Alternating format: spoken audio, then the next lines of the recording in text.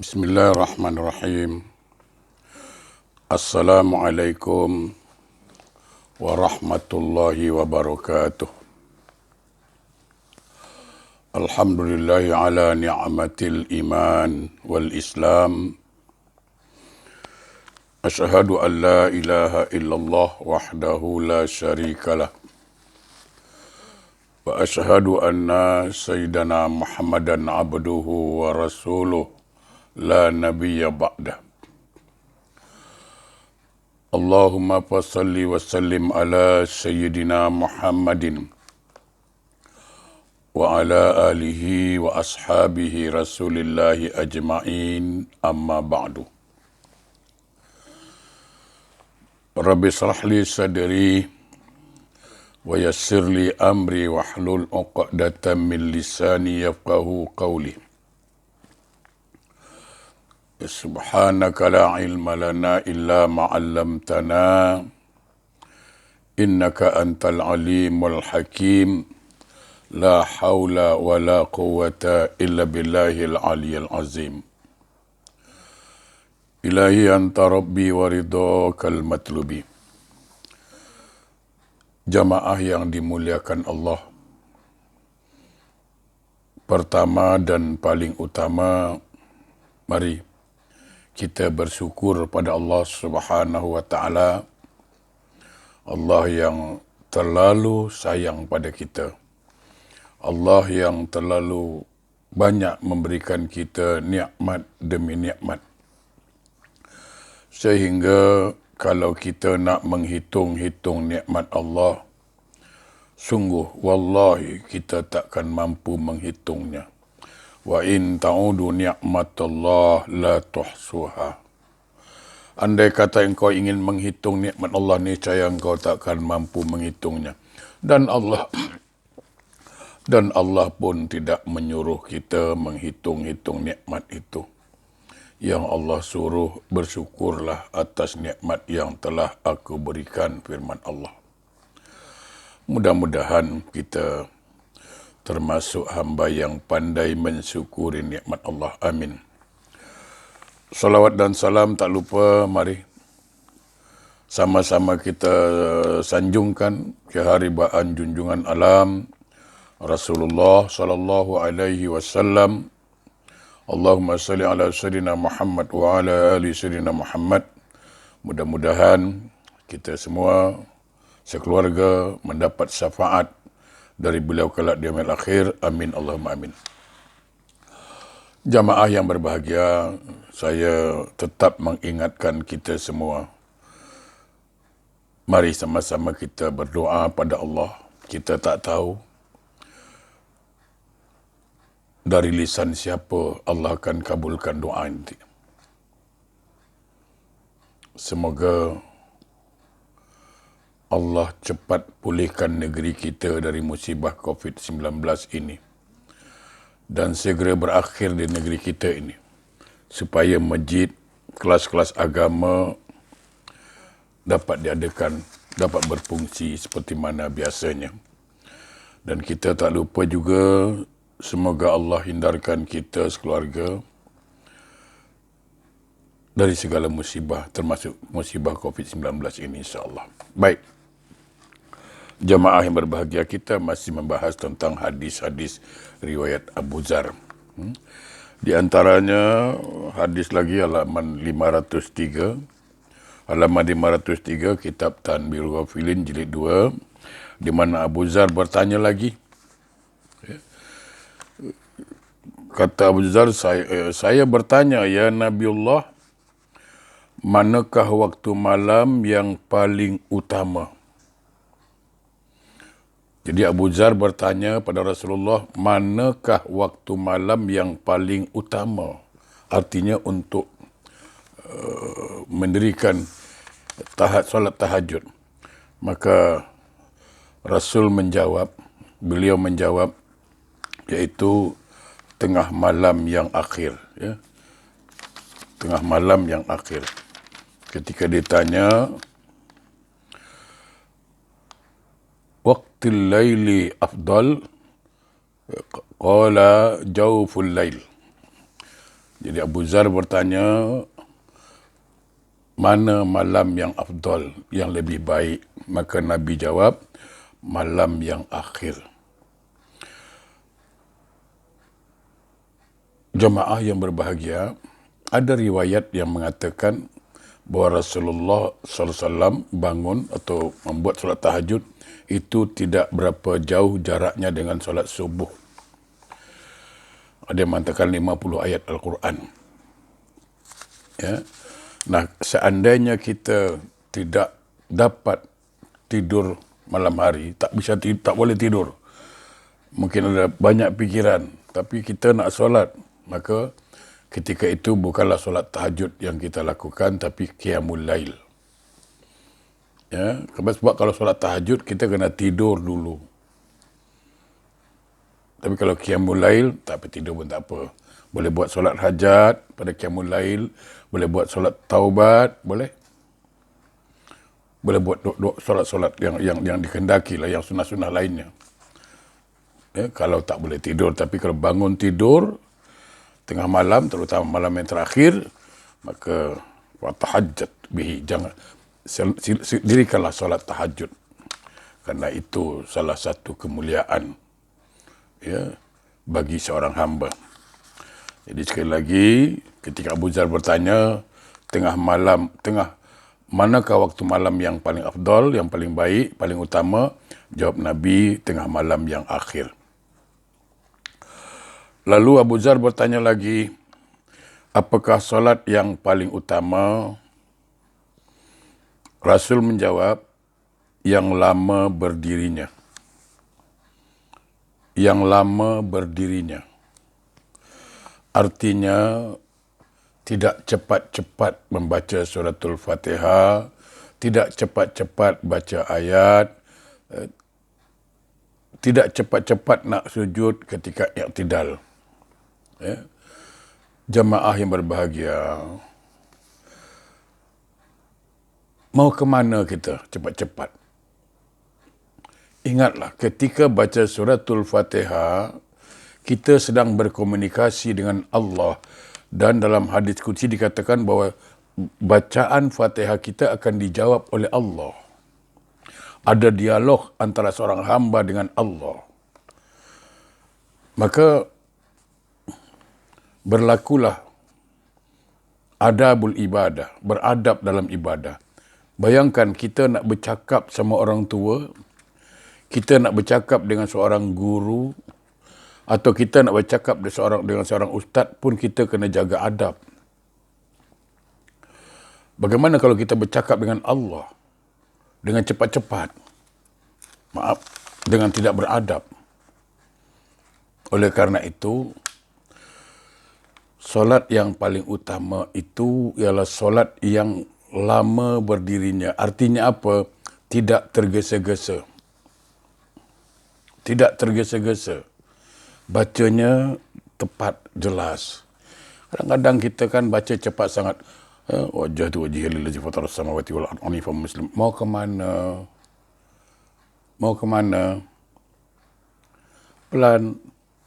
Wajah tu wajhiya lillazi fatara samawati wal ardi. Jelas. Atau ketika baca Fatihah, tak usah laju-laju. Jangan bismillahirrahmanirrahim alhamdulillahirabbil arrahmanirrahim maliki yaumiddin iyyaka na'budu wa iyyaka nasta'in ihdinas siratal. Masa bila Allah nak jawab engkau bercakap seorang? Kan itu jawapan ketika seorang hamba berkata alhamdulillahirabbil alamin. Segala puji bagimu ya Allah Tuhan sekalian alam. Allah langsung jawab, hambaku sedang memujiku. Hambaku sedang memujiku. Ar-Rahmanir Rahim. Hambaku memuliakanku. Maliki yaumiddin. Hambaku menyanjungku. Iyyaka na'budu wa iyyaka nasta'in. Na'budu untukku, nasta'in untukmu. Menyembah itu untuk aku. Minta tolong untuk engkau. Apa yang kau nak? Tapi kalau bismillahirrahmanirrahim. Macam mana Allah nak jawab? Engkau sapu semua. Jadi jemaah perlu diperhatikan. Solat ni penting, dia penentu. penentu. Ya, saya ingatkan sebuah hadis yang selalu saya sampaikan. Awalu yuhasabu abdun yaumal qiyamah salat. Iza saluhat saluhat sairu amaluh. Wa iza fasadat sairu amaluh. Yang pertama Allah tanya di akhirat nanti solat. Kalau solatnya diterima, yang lain diterima. Kalau solatnya ditolak, yang lain ditolak. Nah, bagaimana Allah mau menerima solat orang yang cepat-cepat, yang tidak beradab? Maaf, kita yang solat saja kadang-kadang belum ada jaminan diterima Allah, apalagi yang tak solat. Apa yang nak diterima? Jadi solat yang paling utama, solat yang afdol itu adalah solat yang lama berdirinya. Arti apa? Tidak cepat-cepat dalam membaca ayat, baca cepat-cepat ghairil maghdubi alaihim inna suratul ladzina ghairil maghdubi alaihim amin. Apalah. Lalu Abu Zar bertanya lagi, apakah sedekah yang paling utama? Nabi menjawab, iaitu kesungguhan orang miskin yang masih kekurangan yang diberikan kepada fakir. Subhanallah. Sedekah yang paling utama ialah kesungguhan orang miskin yang masih mau menolong orang fakir. Saya jelaskan apa perbedaan antara fakir dengan miskin dan mana yang lebih susah hidupnya. Kalau orang itu, seseorang itu dianggap fakir apabila ini contoh, dia punya keperluan satu hari, katakanlah satu hari $50. Dengan $50 mungkin cukup perbelanjaan hariannya. Tetapi pendapatannya hanya $20. Sedangkan keperluannya $50. Pendapatannya cuma $20. Di bawah 50%, maka orang ini disebut fakir. Dengan $20 itulah dicukup-cukupkannya keperluan rumah tangganya. Orang disebut fakir karena pendapatannya di bawah 50% dari keperluan. Nah, kalau orang miskin, keperluannya itu $50, sedangkan pendapatannya itu $40. Di atas 50%. Atau $35 lah pendapatannya. Dengan $35, dia cukupkan. Dia pandai-pandai sehingga cukup. Nah, ini orang miskin. Nah, artinya orang fakir itu lebih susah dari orang miskin. Nah, sedekah yang paling utama ialah orang yang miskin dalam keadaan dia susah masih punya hati mau menolong orang fakir. Ini luar biasa. Ini sedekah yang paling utama. Ini manusia paling utama di tengah-tengah kemiskinannya. Padahal dia orang yang boleh terima sedekah. Tapi walaupun dia miskin, dia berusaha sungguh-sungguh untuk dapat meringankan beban, menolong lagi orang fakir. Kenapa? Karena orang fakir lebih susah dari orang miskin. Allahu Akbar. Lalu Abu Zar bertanya lagi, siapakah ya Rasulullah? Ya Rasulullah, siapakah Nabi yang pertama? Saya rasa semua kita dah faham bila menjawab Nabi Adam AS. Siapakah ya Rasulullah, apakah Nabi Adam juga diangkat sebagai Rasul? Beliau menjawab, ya. Allah menciptakan dengan tangannya dan meniupkan ruhnya ke dalam diri Nabi Adam. Artinya ruh ciptaan Allah, ya. Jangan salah faham pula. Ruhnya seolah Allah itu pakai ruh pula. Ruh yang Allah ciptakan dimasuk kepada Nabi Adam dan Adam juga diangkat menjadi Rasul.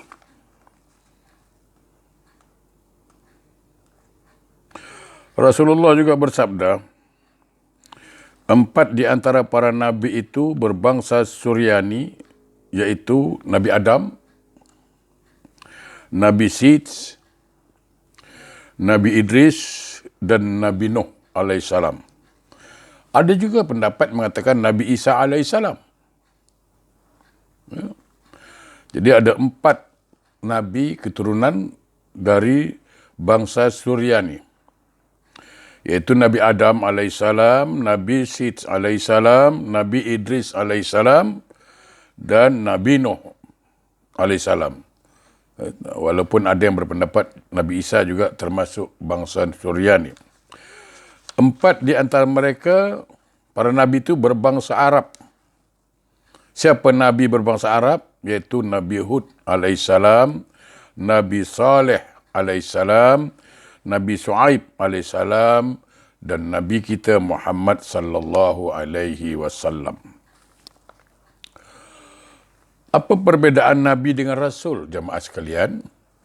Kalau Nabi itu dia mendakwahkan ajaran agama Allah, Islam, kepada kelompok keluarganya saja, Itu para Rasul. Kalau Nabi, dia cuma mendakwahkan agama Allah pada keluarga dia. Tapi kalau Rasul, dia akan mendakwahkan agama Allah, agama Islam kepada kelompoknya, keluarganya dan kaumnya lebih luas. Artinya seorang Rasul pastilah Nabi, tapi seorang Nabi belum tentu Rasul. Jadi Rasul ini lebih tinggi standarnya daripada Nabi. Ya. Jemaah yang berbahagia. Nah, kalau Nabi banyak, 124,000 Nabi. Kalau Rasul cuma 313. Baik. Abu Zar bertanya lagi, berapa kitab yang diturunkan oleh Allah kepada nabi-nabinya? Berapa kitab yang diturunkan Allah kepada nabi-nabinya? Maka Rasul menjawab, 104 kitab atau 104 sahifah, suhuf atau lembaran. 50 sahifah diturunkan kepada Nabi Sits bin Adam. Jadi Sid ini anak Adam, anak Nabi Adam. 150 sahifah atau lembaran diturunkan kepada Nabi Sits bin Adam alaihissalam. 30 sahifah diturunkan kepada Nabi Idris alaihissalam. 10 sahifah diturunkan kepada Nabi Ibrahim alaihissalam. 10 sahifah diturunkan kepada Nabi Musa alaihissalam. Itu sebelum menerima Taurat, diturunkan 10 sahifah. Lalu diturunkan kitab Injil, Zabur dan Al-Furqan, atau yang kita kenal Al-Quran. Itulah wahyu-wahyu Allah yang telah disusun oleh Allah, diberikan kepada kita, termasuk Al-Quranul Karim, kalamullah. Lalu Abu Zar bertanya lagi, ya Nabi Allah, berilah saya wasiat. Jadi Abu Zar minta wasiat pada Rasulullah, dan Rasulullah berwasiat, dan wasiat ini hakikatnya juga untuk kita. Apa wasiat Rasulullah kepada Abu Zar? Kamu harus selalu bertakwa kepada Allah, karena takwa itu adalah inti dari semua urusanmu. Kamu hendaklah bertakwa, karena takwa itu inti dari segala urusan. Pertama, jemaah yang berbahagia, takwa itu maknanya luas, banyak makna takwa. Ada yang mengatakan takwa itu kita melaksanakan segala perintah Allah, meninggalkan larangan Allah, itu takwa, betul. Ada yang mengatakan takwa itu kita takut melaksanakan larangan Allah dan kita takut meninggalkan larangan Allah. Tuh, takwa. Takut mengerjakan perintah Allah, takut salah maksudnya. Dan takut meninggalkan perintah Allah. dan takut mengerjakan larangan Allah. Itu takwa, ya. Tapi saya ingin menjelaskan takwa di sini versinya, pendapatnya Umar bin Khattab, yaitu ketika Umar bertanya kepada sahabat, wahai sahabat, bagaimana caramu berjalan di tengah malam yang kelam? Di situ banyak duri, banyak binatang berbisa, ada kaca. Macam mana kau berjalan? Kata sahabat, aku akan hati-hati berjalan supaya tidak terkena duri, tidak terpijak binatang berbisa. Hati-hati berjalan. Maka Umar mengatakan, hati-hati itulah takwa. Jadi simpelnya, dalam suasana apapun, dalam keadaan apapun kita orang Islam, hendaklah selalu hati-hati. Termasuk solat, hati-hati. Jangan sampai solat kata ditolak Allah. Ketika berpuasa, hati-hati. Ketika haji, hati-hati. Semua perbuatan kita hati-hati. Maka kita insya Allah menjadi orang yang bertakwa. Lalu apa untungnya orang takwa ini? Orang yang takwa insya Allah matinya husnul khotimah. Ya ayyuhallazina amanu taqullaha haqqa tuqatih wa la tamutunna illa wa antum muslimun. Wahai orang beriman, bertakwalah kamu dengan Allah sebenar-benar takwa. Jangan kau mati sebelum engkau menjadi seorang muslim yang sejati. Untuk menjadi seorang muslim yang sejati hendaklah bertakwa dengan sebenar-benar takwa. Hati-hati dengan sebenar hati-hati. Dan takwa itu standar seseorang, apakah dia mulia atau tidak. Takwa menentukan. Inna akramakum indallahi atqakum. Sesungguhnya orang yang paling mulia di sisi Allah, orang bertakwa. Bukan orang berjubah, bukan orang bersongkok, bukan orang berjanggut. Bengali pun berjanggut. Tapi siapa yang bertakwa, itulah yang paling mulia. Dan takwa itu kata Nabi, hahuna, takwa itu di hati, bukan pada fisik. Ya. Jadi pesan Rasulullah kepada Abu Dzar, juga sebenarnya kepada kita, agar kita senantiasa bertakwa.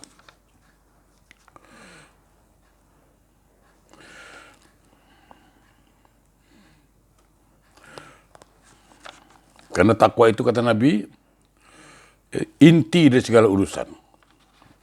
Lalu Rasul bersabda lagi, pesan lagi kepada Abu Dzar, kamu harus selalu berzikir kepada Allah dan membaca Al-Quran. Karena hal itu merupakan cahaya bagimu di langit. Juga senantiasa berjuang pada jalan Allah. Karena hal itu merupakan pertapaan umatku.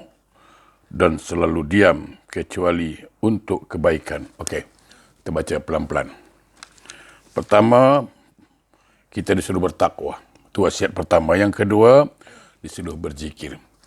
Ya, Allah berfirman, A'udzubillahi minasyaitonirrajim, ya ayyuhallazina amanu dzkurullaha dzikran katsira wasabbihuhu bukratan wa asila.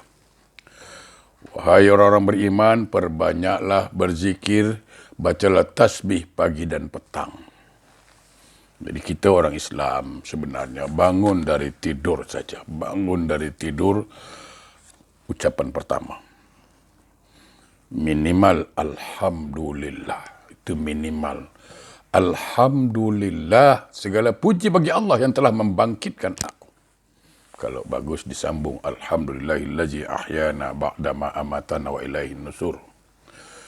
Segala puji bagimu ya Allah yang telah mematikan aku dan menghidupkan aku kembali. Jadi kita mulai diri kita dengan, pagi kita dengan membaca Alhamdulillah. Jangan lupa berzikir.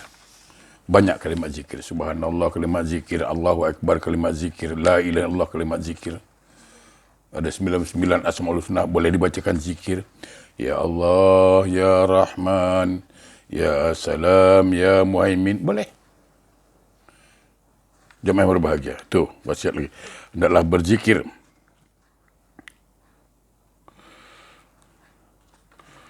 Dan membaca Al-Quran. Jemaah yang berbahagia. Seandainya semangat kita baca Quran macam semangat baca WhatsApp, saya yakin 2 bulan sekali kita khatam. Ya. Seandainya semangat kita baca WhatsApp, begitulah semangat kita baca Quran, sama macam baca WhatsApp, insya-Allah. 2 bulan khatam.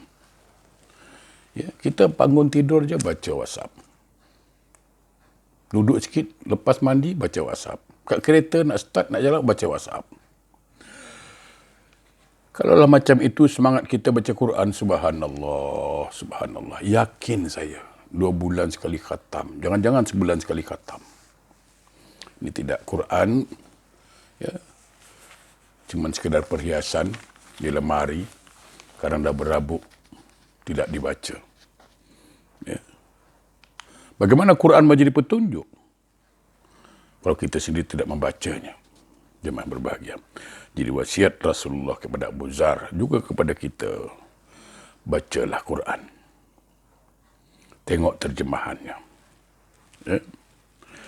Karena hal itu, kata Nabi, merupakan cahaya bagimu di langit. Jadi ketika kita baca Quran, maka ada cahaya. Dan makhluk-makhluk langit melihat kita, subhanallah. Indah bagi mereka itu. Dan kita disuruh senantiasa berjuang di jalan Allah.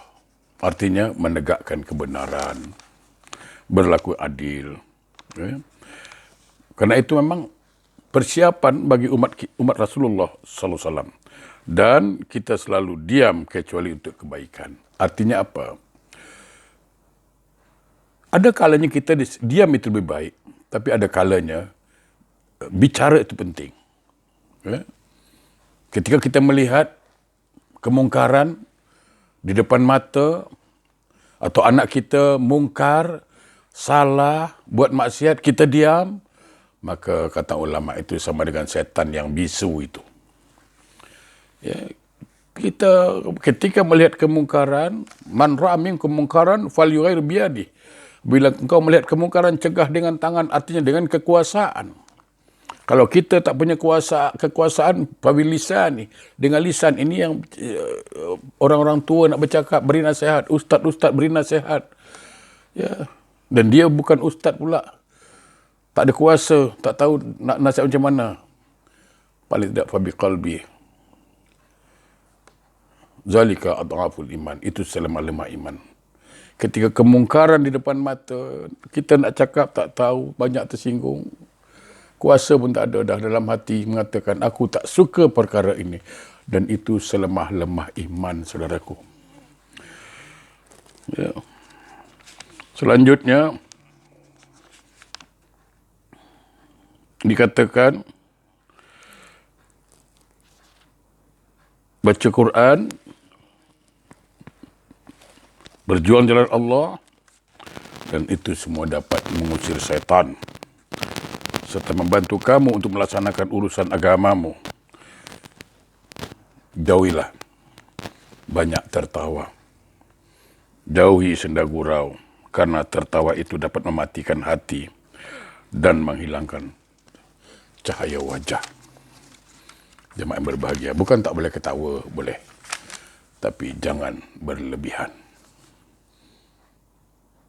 Bukan tak boleh bercanda, tapi jangan berlebihan. Sebab sesuatu yang berlebihan itu tidak baik. Jemaah yang berbahagia. Saudaraku yang berbahagia, mudah-mudahan Allah membimbing kita. Allah menuntun kita menjadi orang yang baik.